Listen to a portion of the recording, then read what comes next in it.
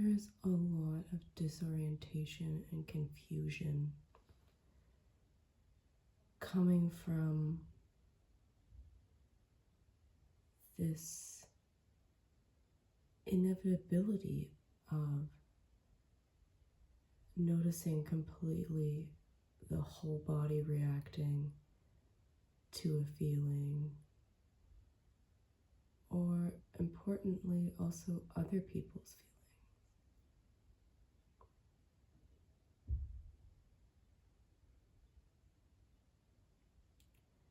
In a group of people that I know,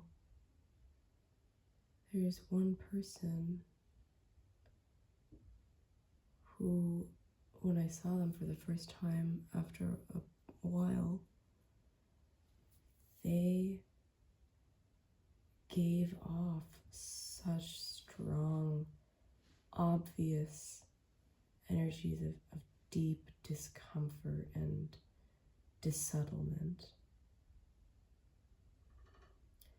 where I'm not seeing it like this, but it's as obvious as though they were glowing like a red danger emergency button, or just sticking out to the sensory system the way a sore place would. Just this total obviousness, where before it would have been clear, oh yeah, okay, something might be going on with them, but now it's just completely obvious.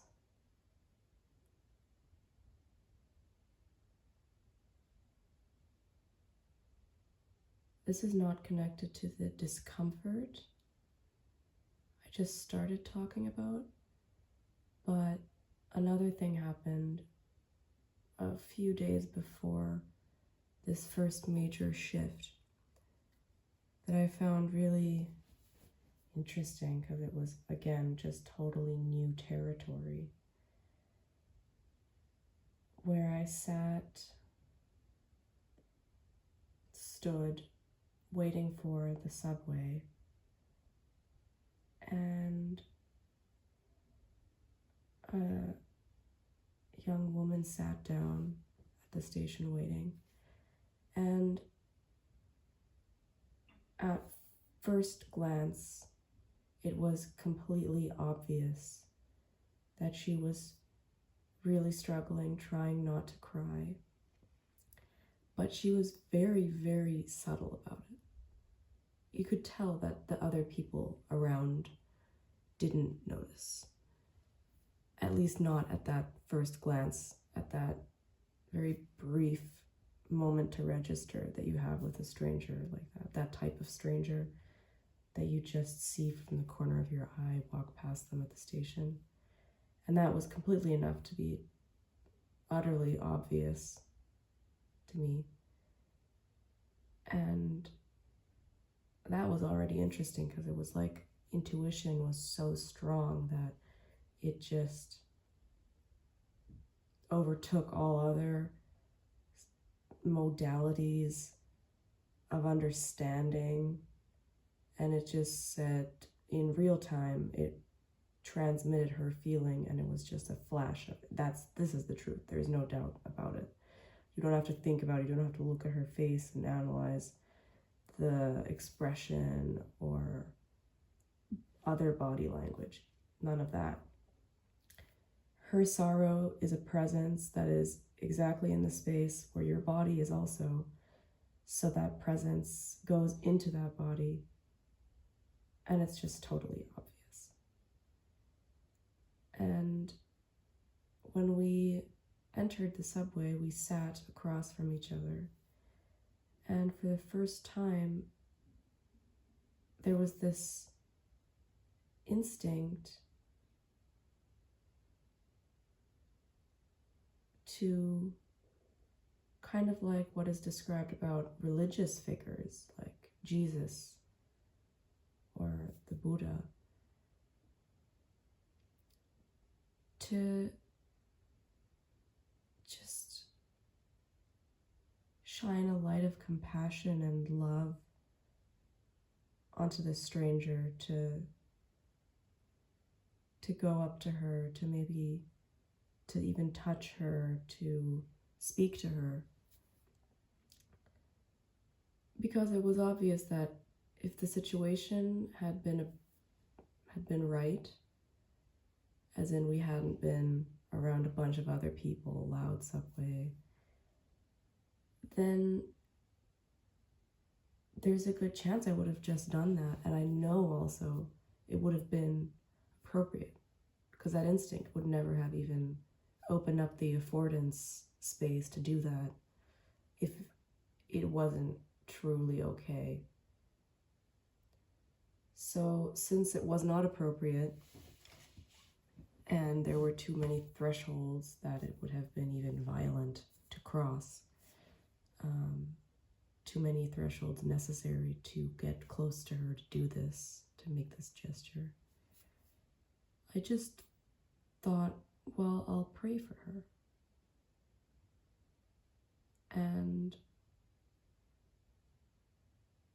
I sat across from her and just meditated. Heartfulness meditation. Just gathering love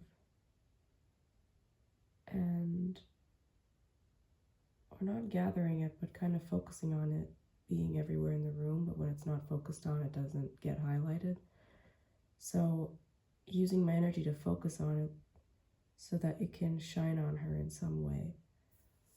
And back in the day when I was total follower of scientism, empiricism, reductionism, I was already an open person within that world, knowing that there is something to energies and vibes, and we just don't know it yet in science. But I was still hesitant to really place too much belief, emphasis on that. And now, in that moment, it was completely obvious. I'm not saying something ridiculous like that this shining light of love that I'm shining on this stranger is going to transmit to her like telepathy, like an inner voice. None of that. That's completely ridiculous.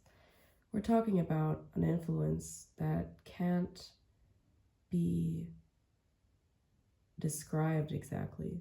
The only thing is that there is no way that it is not helpful at all to someone in distress when someone else in their presence settles down, aligns themselves, and attunes to that other person's flow, just kind of making available the faculties of their own body, of their energy, to at least not be completely disconnected from her, the way that I would have been if I had just sat there and read something, thought about some stuff. That would not have been attuned to her. But just by making my conscious decision to attune my body and mind to this person who is suffering, and to at least modify it to the degree that I can, my own field, which is in direct contact with her, to be something that she can actually get energy from, rather than it being something that costs her more energy.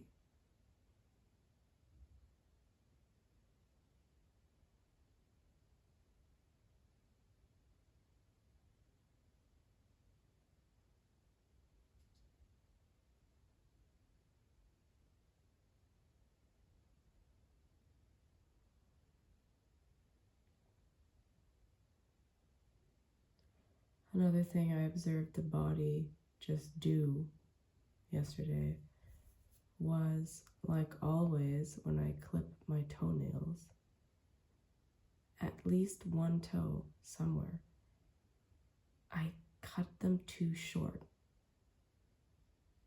And it makes no sense. It comes out of this impulse to save time, to be efficient, to, if I'm going to cut them, I'll cut them as short as possible.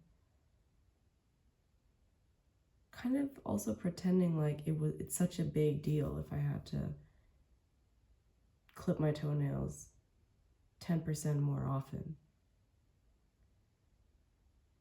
Which is just so obviously putting this aversion against something, like it's a task I have to do when I want to minimize it, because I'm already judging it as something bad, like the experience of the clipping is automatically going to suck. So I have to I have to make sure I do that less. Or, oh no, all the other important stuff, I have to save the world. Like, I need to have time every second I can get, which makes no sense, because obviously there are tons of other things that I do where I'm losing tons of time. If that prerogative actually held to be true, that I needed to gather all the time to put into some other effort, I would already be extremely inconsistent with that. And then it makes no sense to kind of desperately save that one penny on that thing while ignoring that I could be saving tons of time on something else. So that was really interesting, because these experiences, it's not like there's a disconnection from the body. Those experiences, like with the first non-dual experience, are kind of like the body is taken over by an alien and doing something, and then you're like, that makes no sense. Why did you do that? And with an alien, it's fine, because they don't know how to use a human body. Of course, they're going to do things that makes no sense. But for a human who's been in her body for, a while, it's very obvious, like, oh, but you're not an alien. That's why this analogy kind of gains another level of being helpful. Because, yeah, if it was actually just, oh, it's an alien, it's a benevolent alien, I'm not in danger. But if there was an actual presence, something else doing something, that would again be like, yeah, so it's fine to do weird stuff, because the alien doesn't know how the human body works. But because I know that there isn't an actual alien, it's just an analogy because it feels that weird and that different. It really begs to be considered, oh, why are you doing that to your own body? Because you are a human. You are supposed to kind of be aligned with this. And it's so, well, kind of shocking in a way to see how disaligned you are with certain things. Like, you literally hurt yourself. Not in an obvious self-harming kind of way, but I'm just intending to clip my nails. That's the one plot.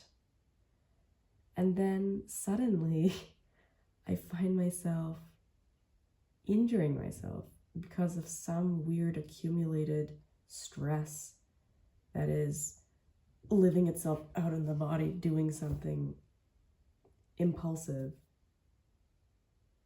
out of desperation, and something inappropriate that doesn't make any sense.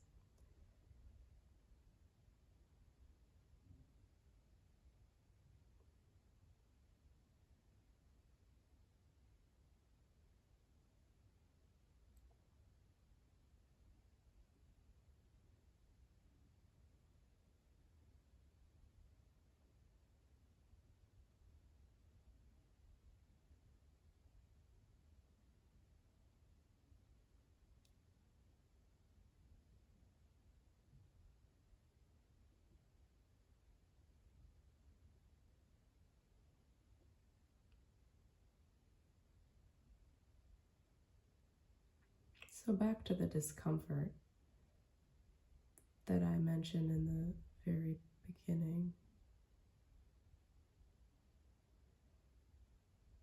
This phase right after the the first big shift.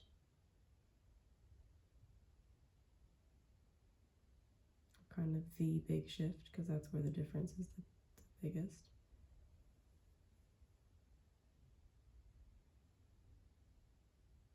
Is kind of the most intense thing I've ever experienced, because there's no hiding from it at all. That's what I meant by other people transmitting, like that person I know, where there's no hiding from their feelings either. But because they're a separate person, because these are the kinds of suppositions I'm still making, my mind obviously is still at work separating things. Because with that shift, there is a part, kind of, or not a part, but in some ways, it's very fully realized, kind of, the realization, in a sense, that there's just an underlying obviousness to how it doesn't make sense there would be separation, and there are moments where it's very directly also sensorially felt. But that's not the constant state yet, because there's still all of this emotion and thought roiling through the body and mind that needs to be addressed, and now will be. And that's how these experiences happen, where it's literally the just bursting into tears, sobbing,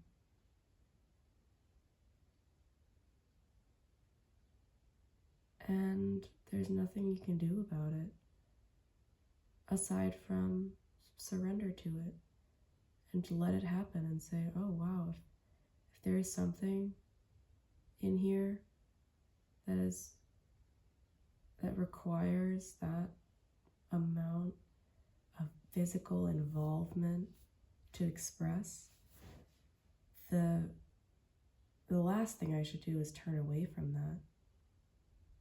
And that's the beautiful thing that's already kind of absolute, or that's how it feels about the first shift, the obviousness of that.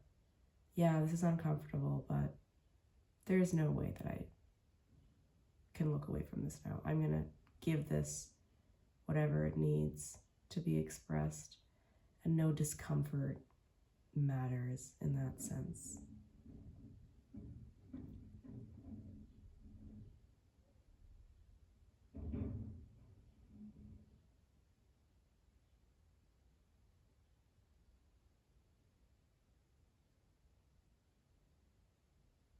And it's not easy now in this beginning phase to really stay with it, because that's what the mind does. It distracts. It doesn't want too much attention to be focused on visceral experiences that will inevitably render the mind and its doings kind of useless, or at least not as the reference point anymore. Because as soon as it's really understood that the mind and thoughts are only reflecting experiences and other thoughts, as in they don't say anything about reality, they say things about themselves, about thought.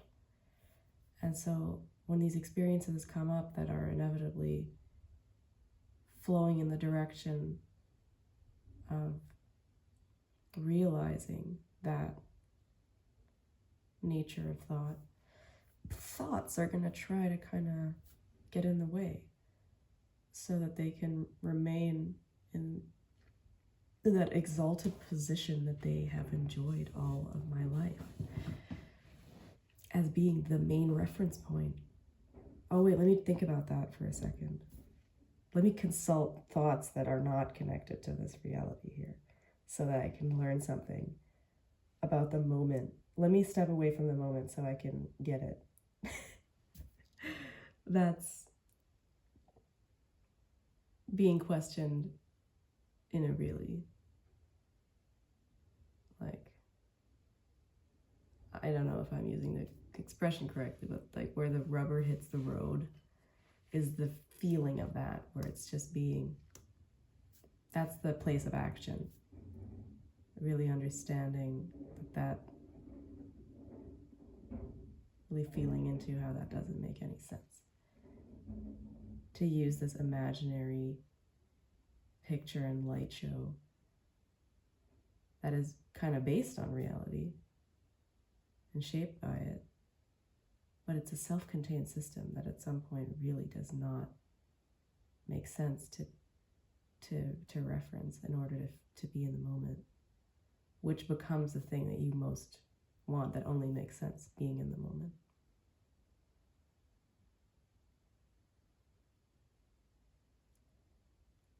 And this is something where, from my personal experience, it's just so helpful to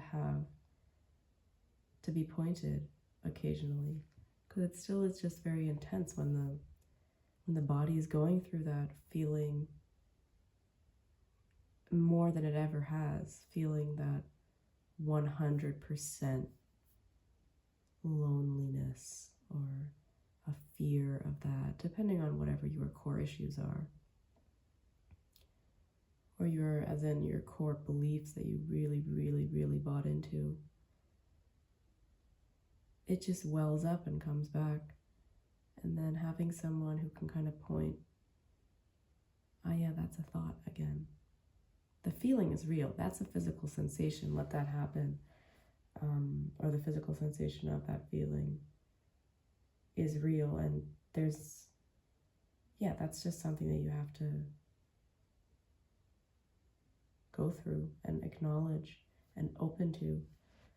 But all the thoughts that are trying to kind of explain it again, they're just thoughts, and try to just kind of drop that. Or at least just look at it with a different eye, not give it as much valence. Because in a moment of desperation, that's the way the system works, that if there are feelings that make you feel discomfort and like, oh no, fear, contraction, stuff like that, let's reference the mind to tell us that it's actually okay, or something like that. And that point of where you start to reference the mind to kind of get rid of the desperation, to fix it, that's the move that just is being dissolved now. That's where the work lays, to kind of think, oh, this is loneliness, or I'm feeling so alone. And then kind of like, oh yeah, that's a thought. Actually, the only thing that's here right now is maybe an elevated heart rate and tears. But that's not analogous to loneliness or fear of being abandoned. Those are all built constructs of thought. Those are like, anyone who saw Fraggle Rock might know the little construction people that build these, within where the Fraggles live in their cave, they build these little scaffoldings all over the place, because that's just their thing, their species, they're construction people.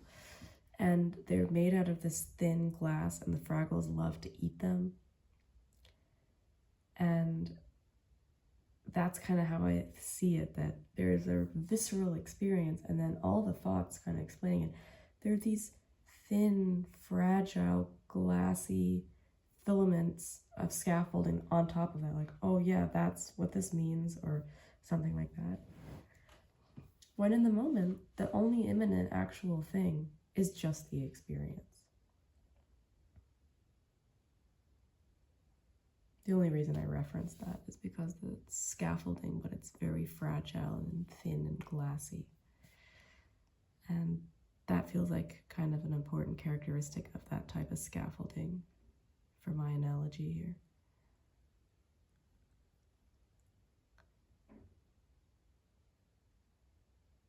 Yeah, and just relaxing back into it, just kind of Yeah, there's a lot of pain here. Wow. And being compassionate with who you were before. Wow, she was holding on to all of that. And it was so deeply buried that it took everything that's happened now to even release this. It's really like you're reading an adventure novel about yourself. None of these analogies, of course, make any sense, but just a certain flavor of the feeling of reading an adventure novel with tons of total plot twists, but it's your own life. And you kept projecting this biographical coherence onto your life, pretending because you needed safety and you needed your identity that there is this coherence to this structure of your identity and how your life goes, because it's to someone who has not gone along this kind of path at all. It would be super overwhelming to just spontaneously be in every moment without that map of your own life, without that thread, which we keep just spinning ourselves. It's not actually there. So unlocking these things, it's the most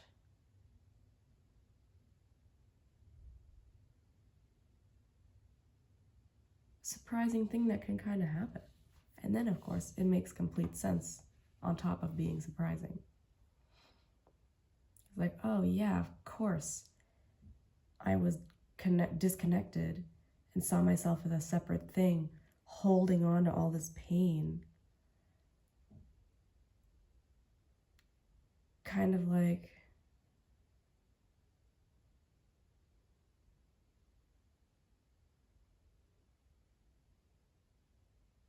not wanting to take care of a really old injury and then kind of just letting it fester, and now really unpacking it, taking care of it, dressing that wound, or just letting it breathe so that it can actually take care of itself. Because that's what happens when the pain, and this is not something that I'm doing well yet, but my intuition is very clear on how I have to deal with this. When you manage to release into that and to really experience all of that discomfort, all of that repressed pain as just a physical experience, and be just as in the now with it as you would be when you're having a very pleasant, meditative kind of zoning out into the connectedness. Doing that with the pain, in the pain, feels like really getting at the root of, oh yeah, this is the only thing to be done with this. It's offering itself as a manifestation of the fact that it's there. You don't have to do anything about it. You don't have to perpetuate it. You don't have to get in it and then keep spinning it, reproducing it. Because when you have that sensation and then you have a thought and it's like, oh no, this person made me feel like that, and then you connect to thoughts and then you just find more reasons to perpetuate the feeling, and it's just an endless loop. But when the sensation of the discomfort and all of that is just completely acknowledged and rested in, not as something that has to be eliminated, not as like the enemy for which you need to find the cause of where they're coming from so that you can kind of live in a fantasy of a false agency, like the thoughts, the associations are going to make you able to change what's happening to you. That's kind of the deep delusion, that there is a part of you deep down, when it goes and launches into all of that, all of the thought maze and connections, and then reiterating and reifying the physical sensation of this and explaining it and stuff like that. The deepest presupposition is, oh, if I go think about that and I find the cause, then I can change how I feel right now. But that's not ever going to be true, because thoughts only say something about thoughts. So thinking an answer is never going to project onto the actual feeling, actually change it, actually change the reality.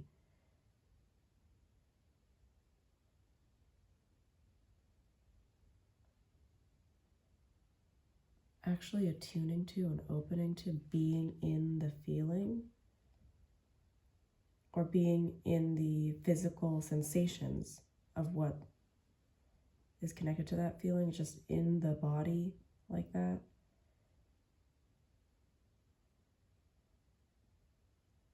Surrendering, zoning into the connectedness of it all.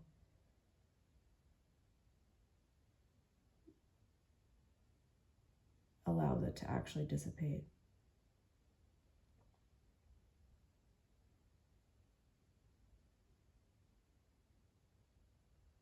I'm feeling also that it's really, it's also very obvious that it's a good thing. The more discomfort I can feel, the deeper it was hidden. And that means that I'm getting, closer to something. Not that this is something I have to do, like I'm looking for a goal. That's not what this process is about at all. I just know that there are deeper levels to this, and that my intuition can just really